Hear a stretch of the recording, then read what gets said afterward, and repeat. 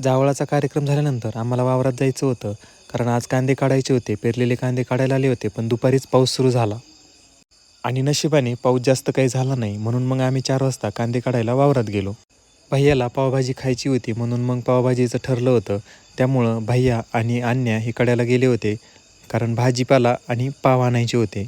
इकडे मम्मी, मी, आरती आणि पप्पा आम्ही सगळ्यांनी कांदे विरळायला सुरू केले होते. मोठे मोठे कांदे उपटून आम्ही वरुंब्यावर ठेवले होते. कांदे चांगले पोचले आहेत, फक्त आता पाऊस नाही आला पाहिजे, नाहीतर कांदे खराब होऊन जातील. त्यातच सध्या आमच्या भागामध्ये बिबट्याची हालचाल सुरू आहे, त्यामुळे एक भीतीचं वातावरण निर्माण झालेलं आहे. आणि या खुराटाच्या वावरात सगळीकडूनच झाडी आहे, गवत आहे, त्यामुळे इथं अजूनच जास्त घाबरायला होत होतं. म्हणून जास्त अंधार होण्याच्या आधीच आम्ही इथलं काम आटपून येताना सरपण घेऊन घरी निघालो. आभाळ पण जरा जास्त भरून आलं होतं, साईडने खूप आभाळ लपलेलं होतं. संध्याकाळी पुन्हा एकदा घरामध्ये आनंदाचं वातावरण झालं, कारण आता पप्पांचा वाढदिवस साजरा करायचा होता. मम्मी, आरती, आजी, प्रेक्षा, मामी यांनी सगळ्यांनी पप्पांचं औक्षण करून घेतलं होतं.